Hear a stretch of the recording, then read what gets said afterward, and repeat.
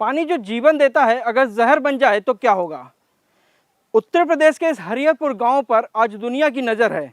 गंगा पथ पर बसा ये गांव कभी दोआब की संपदा से लबालब था, लेकिन अब हलक से उतरती हर बूंद के साथ आर्सेनिक का पानी गांव को मौत के और करीब ले जा रहा है। नमस्कार, स्वागत है आपका स्पेशल रिपोर्ट में। अगले आधे घंटे में हम जानने की कोशिश करेंगे कि कैसे समा रहा है अमृत में जहर और कैसे पानी पानी हो रही है पानी की पहचान।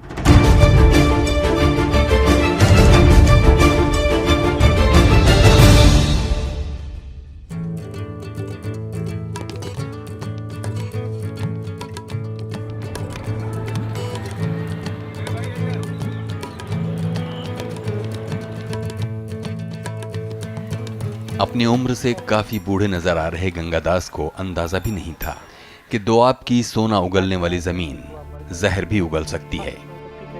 महज 45 साल के गंगादास की दिनचर्या बिस्तर के इर्द गिर्द ही रहती है।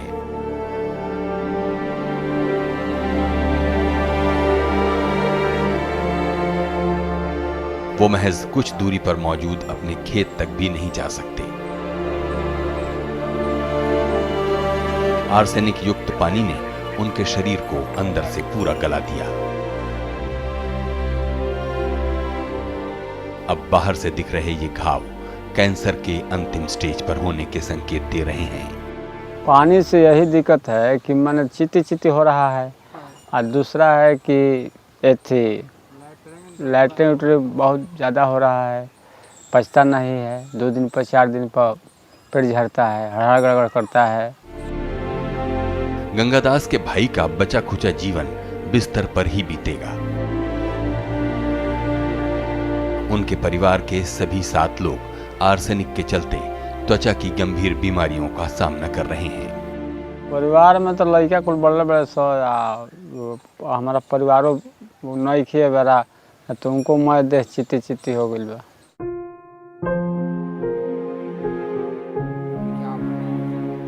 हरिहरपुर गांव के कमोबेश हर परिवार की कहानी गंगादास की तरह ही है।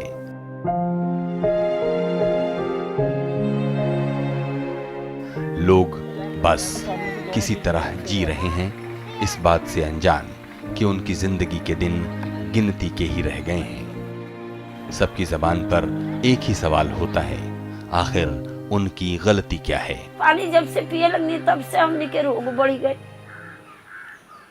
पानी पीने से रोग बढ़ रहा है, बढ़ गए। हाथे गोड़े देखलावत भी शर्म लागत हटे कि बुझाता कि कोर चरक फूट गल बा आदमी के। बहू के बाल बच्चा के केकरा के दवाई सुनतो नहीं के। क्या चाहते हैं सरकार से? हम तो ये चाहता नहीं कि तनी कुछ नती करो तो तनी हमनी के पानी के देव की तनी हमनी के चैन रही जा, निरोग रही जा। आ ई विपत्ति देव आ कि जेकरा नोट बिया, जेकरा लूटता ओकरा के दे दुख। हमार सुमा गरीब आदमी के मत देव।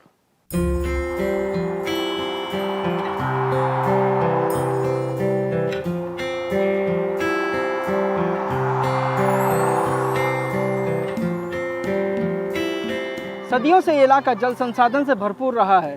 अब सवाल ये उठता है कि अचानक ये आर्सेनिक आया कहाँ से?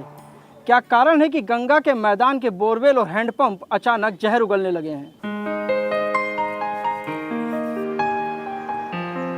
वैज्ञानिकों का मानना है कि आर्सेनिक हिमालय से बहकर आया है और नदी की तलहटी में मौजूद रहता है।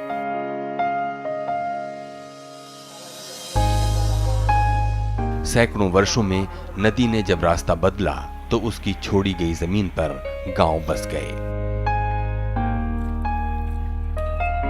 और भूमिगत जल के बेतहाशा दोहन ने पानी को जहरीला बना दिया।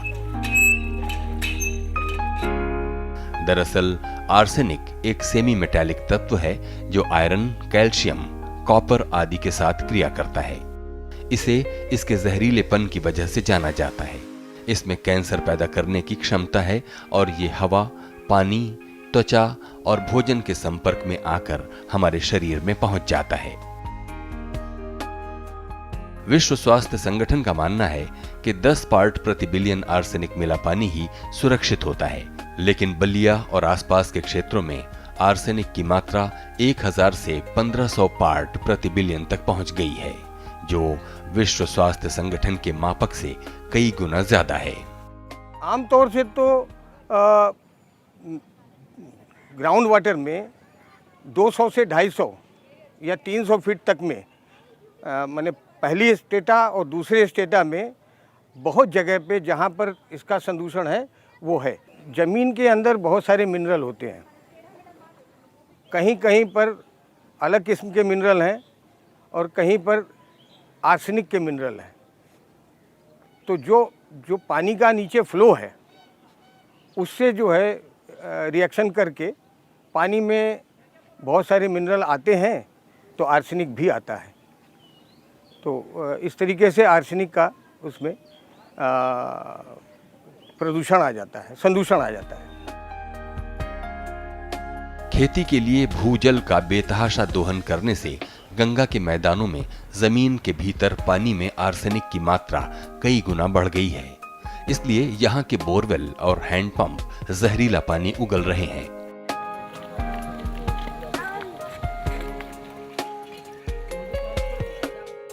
कानपुर, इलाहाबाद, मिर्जापुर से लेकर यहाँ बनारस तक और इससे भी आगे गाजीपुर, बलिया, भागलपुर से लेकर पूरे बंगाल तक आर्सेनिक फैला हुआ है। यही नहीं, असम के अलावा राजस्थान, छत्तीसगढ़ और मध्य प्रदेश में भी आर्सेनिक तेजी से अपने पैर फैला रहा है। संसदीय समिति की एक रिपोर्ट में कहा गया है कि 12 राज्यों के 96 जिलों का भूमिगत जल पूरी तरह प्रदूषित हो चुका है। मुरली मनोहर जोशी की अध्यक्षता वाली प्राक्कलन समिति की एक रिपोर्ट के मुताबिक 12 राज्यों के 96 जिले आर्सेनिक से बनी स्थिति का सामना कर रहे हैं।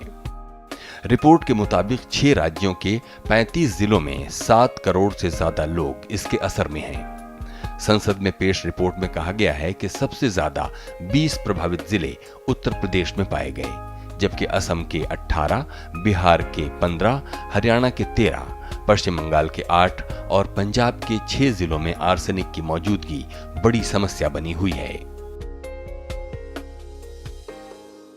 देखिए, ये केवल छोटी समस्या या कुछ क्षेत्र तक सीमित नहीं है।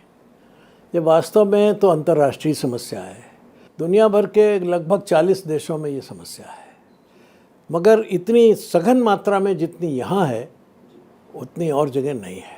करीब 7 करोड़ लोग इस प्रदूषित जल से प्रभावित हैं और 2-3 लाख लोग तो उनकी बीमारी इसमें पहचान हो चुकी है कि वो आर्सेनिक से उत्पन्न बीमारी है, और लगभग 1 लाख लोग के बारे में ये अनुमान किया जाता है कि उनकी मृत्यु भी इसी कारण से हुई है। उत्तर प्रदेश जल निगम मानता है कि पूर्वांचल की करीब 310 बस्तियों में आर्सेनिक है, लेकिन 10 वर्षों से आर्सेनिक पर जागरूकता फैला रहे सौरभ सिंह का मानना है कि 1000 से ज्यादा गांव आर्सेनिक की चपेट में हैं। हजारों की संख्या में यहाँ पर लोग पीड़ित हैं और ये यहाँ पे एक बहुत बड़ी समस्या उभर के सामने आ रही है। ये यहीं पे नहीं है, अगर यहाँ से आप पूरब की ओर आगे बढ़ते जाएं, इस जनपद को पार करके अगर आप बिहार के जिलों में जाएं तो गंगा की तलहटी में हजारों गांव इस तरह के हैं जो कि इस समस्या से, आर्सेनिक की समस्या से जूझ रहे हैं और अभी तक सरकार का ध्यान इस पर नहीं गया है।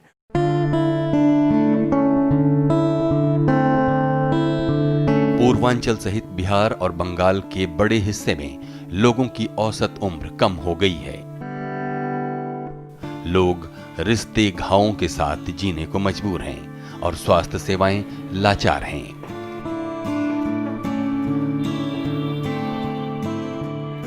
पूर्वी उत्तर प्रदेश से लेकर बिहार और बंगाल तक के लगभग सभी जिला अस्पतालों में आर्सेनिक पीड़ितों की भीड़ बताती है कि हालात तेजी से बिगड़ रहे हैं। आर्सेनिक मिले हुए पानी से कैंसर, लीवर फाइब्रोसिस और हाइपर पिगमेंटेशन जैसी लाइलाज बीमारियां हो रही हैं। गर्भ में पल रहे बच्चे भी इससे अछूते नहीं हैं।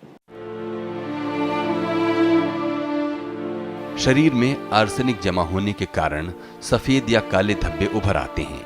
त्वचा पर कड़े और खुरदुरे चकत्ते बनना, हथेली और तलवे की चमड़ी का मोटा होना और उस पर गांठें पड़ना, ये सब इस बात की निशानी है कि बात हाथ से निकल चुकी है। This is a very severe case of chronic carcinoma school का लेना because you can see the hand it has a lot of keratosis. See, किसको बोल रहे हैं now आप? these will change into cancer bowens. This is a suspected bowens which in the long run may become cancerous.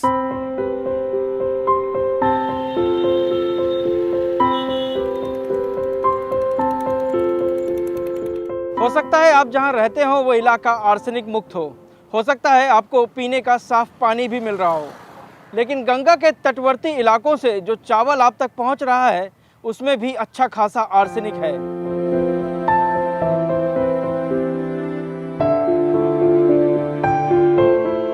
भूमिगत जल में arsenic की मौजूदगी ने खाद्य श्रृंखला पर भी असर डाला है। इस क्षेत्र की मछलियों में अच्छा खासा आर्सेनिक पाया गया है और चावल में आर्सेनिक की मौजूदगी को लेकर मीडिया में कई रिपोर्टें आ चुकी हैं। पालतू जानवरों पर आर्सेनिक के असर को लेकर न कोई जांच हुई है, न ही ये सरकारों की प्राथमिक सूची में शामिल हैं। समस्या केवल पानी तक ही सीमित नहीं रहती है, ये समस्या फिर कृषि में चली जाती है, क्योंकि उसी पानी से अगर सिंचाई होती है, चाहे वो नदी वाला हो या भूगर्भ से निकला हो, उसमें यदि आर्सेनिक है तो वो अनाज में जाएगा। अनाज में जाएगा तो जो खाता है वो चाहे नदी के किनारे रहता है या नहीं रहता है, उसको बीमारी होगी। नदी में मछली है, मछली वो पानी पीती है, वो आर्सेनिक से ग्रस्त हो जाती है। सब्जियां हैं, उसमें आर्सेनिक चला जाएगा। घास है, उसमें आर्सेनिक जाएगा, तो डेयरी में आर्सेनिक चला जाएगा। तो इस तरह से ये समस्या के जो तंतु हैं वो बहुत दूर तक चले जाते हैं। बाजार की नजर से इंसान की ये समस्या भी बच नहीं पाई। इस क्षेत्र में बोतल बंद पानी एक इंडस्ट्री बनकर उभरा है। 20 लीटर की एक बोतल के लिए 20 रुपए चुकाने होते हैं। इस बोतल बंद पानी के लिए कोई मापक और किसी भी तरह का नियंत्रण नहीं है। लोग इस भरोसे में पानी खरीद रहे हैं कि पैसे के बदले मिल रहे इस पानी में शायद आर्सेनिक न हो। ऐसा नहीं है कि सरकारें आंखें मूंदे हुए हैं। केंद्र और राज्य सरकारों ने आर्सेनिक रिमूवल यूनिट लगाए हैं, पानी की टंकियां बनवाई हैं और कई जगह पाइपलाइनें बिछाई हैं। यही नहीं, इस तरह की लेबोरेटरी भी हर जिले में देखने को मिल जाती है, लेकिन सही देखरेख के अभाव में हर चीज़ दम तोड़ती नजर आ रही है। राम बिहारी सिंह उत्तर प्रदेश जल निगम में केमिस्ट के पद पर हैं। सर्वाधिक संदूषित बलिया की आर्सेनिक जांचने वाली लैब इन्हीं के भरोसे है। राम बिहारी सिंह ने ना तो दस्ताने पहने हैं और ना ही मास्क लगाया है। उन्हें यह भी नहीं मालूम कि आर्सेनिक जांचने वाली किट में डाले जाने वाले केमिकल्स का नाम क्या है। हम लोग 10 सैंपल तो निश्चित ही कर देते हैं, सारे चीज़ों का। आर्सेनिक है, आयरन है, फ्लोराइड है। कहाँ से आते हैं आपके पास? सैंपल ब्लॉकों से आते हैं। जो हमारे मैकेनिक हैं, ब्लॉक मैकेनिक, जो हैंडपंप नया गढ़ता है, उसका हम लोग टेस्ट करते हैं। गंगा के किनारे के गांव या घाघरा के किनारे का जितने गांव हैं सब प्रभावित हैं आर्सेनिक से।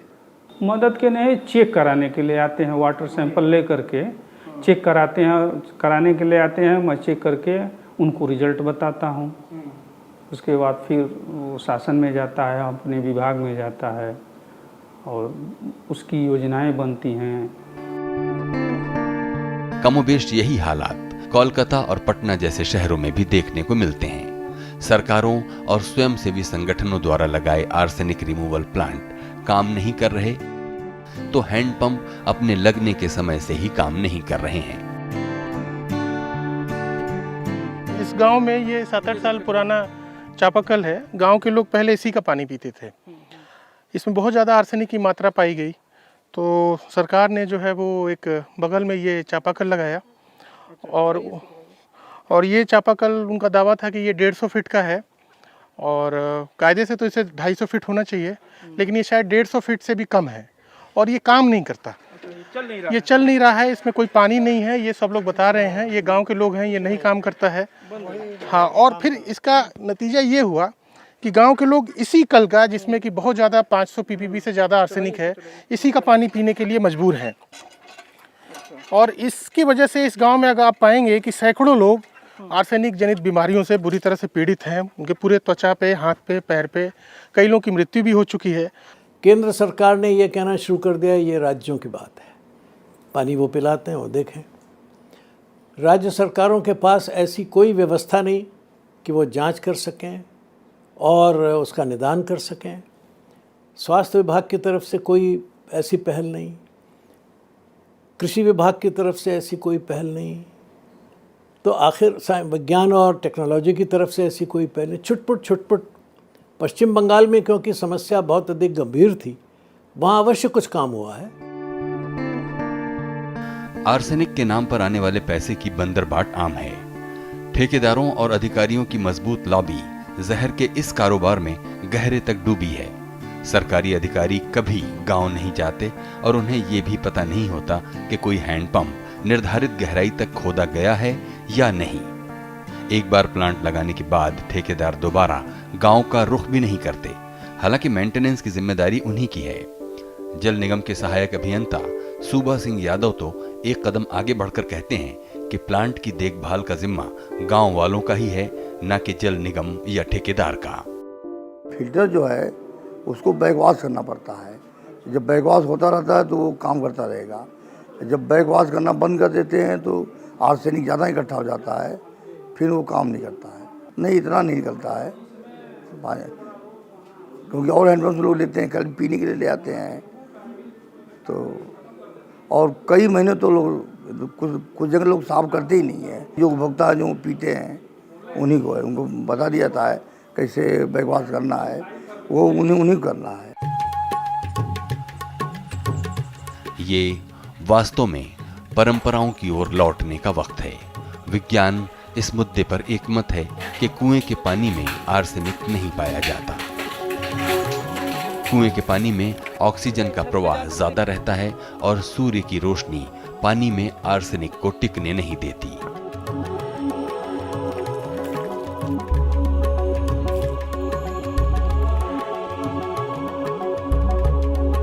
भारतीय ग्रामीण परंपरा में कुएं करीब करीब गायब हो चुके हैं। वैज्ञानिकों का मानना है कि कुएं का पानी ही ऐसा पानी होता है जिसमें आर्सेनिक नहीं पाया जाता। इस बात की बहुत ज़रूरत है कि ग्रामीण समाज कुओं की उपयोगिता को दोबारा समझे और उन्हें दोबारा अपने जीवन में लाए।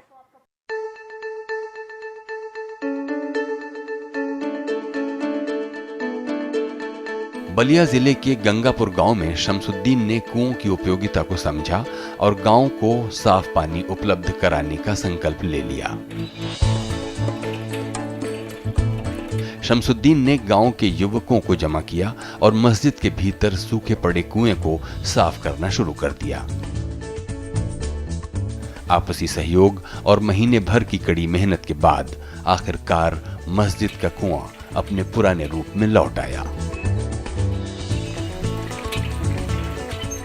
ये पानी जैसे हम लोग यूज कर रहे हैं, अच्छा, और गांव के लोग भी, तो यही सुनने में आता है कि अब पहले जैसा खुजलाहट नहीं है। पेट में जो गैस बनता था वो अब गैस नहीं बन रहा है।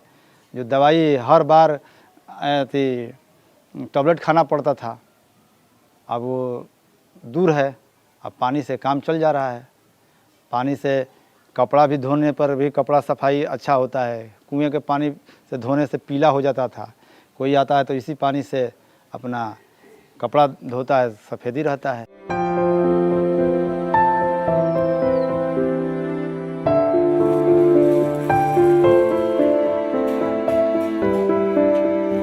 अब गंगापुर की एक बड़ी आबादी मस्जिद के इसी कुएं पर निर्भर है। शमसुद्दीन ने मस्जिद की बाहरी दीवार को भी गिरवा दिया ताकि जो लोग धार्मिक कारणों से मस्जिद के भीतर नहीं आ सकते, बाहर से ही पानी भर लें। इसके बाद तिवारी टोला, चौबे टोला सहित कई गांवों ने अपने बंद पड़े कुओं को शुरू करने की कवायद शुरू की। हालांकि सरकारों ने अब तक कुओं पर किसी भी तरह का निवेश नहीं किया है। ये मस्जिद से बगल साइड में ये सरकारी हैंड पाइप गड़ा और उसी में फिल्टर भी लगा। और फिल्टर कुछ दिन तक चलता रहा और उसका सही रूप से सफाई उफाई नहीं हो पाया। लास्ट में वो जाम हो गया और उसके बाद उसको सब लोग छोड़ दिए और उसी तरह से पड़ा हुआ है। अभी तक कोई इस पर ध्यान नहीं है। अब यही कुएं के पानी से काम चल रहा है सबका।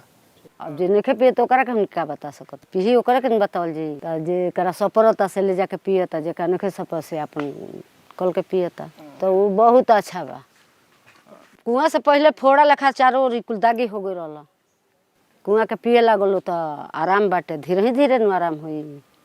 एक बार तो छुट्टी ना हमन के परिवार में कोई नहीं, हमन के जरिए से पानी पिए नहीं हमन के कल के पानी अभी तक कभी पियल है कि नार बाटे लगे दुआरी पर, वो पानी हमन के पिए जाओ। ये जैसे कि यहाँ सब नहीं तो दवाई वही डालाते रहल, पहले हूँ दवाई डालाते रहल। कुआं जब भर जाला तो पर साल में 2 साल भइल आदमी आई रहल साफ कइल, थोड़ा पाक काच के, तब से अब जब से इतनी बात ये लोग इतनी हो जाला तो काछे ला लो। आर्सेनिक से पीड़ित लाखों की आबादी को देखकर लगता है मानो कोई श्राप काट रहे हों।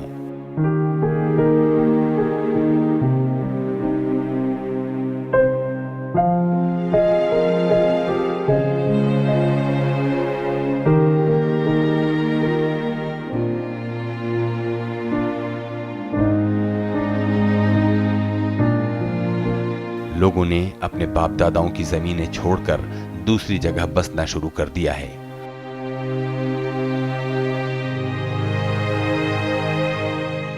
युवाओं को नौकरी नहीं मिल रही है और त्वचा पर असर के चलते लड़कियों की शादियां नहीं हो रही हैं।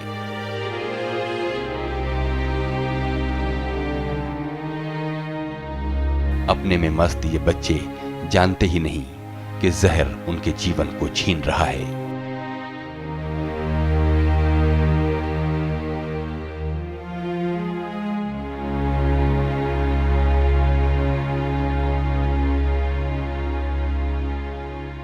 रहीम ने कहा है कि मोती हो या मानव, पानी के बिना नूर नहीं होता, लेकिन आर्सेनिक पीड़ित इस इलाके का नूर पानी ही छीन रहा है। बीमारियां बढ़ने के साथ पलायन भी बढ़ा है और सरकारी कोशिशें नाकाफ़ी साबित हो रही हैं।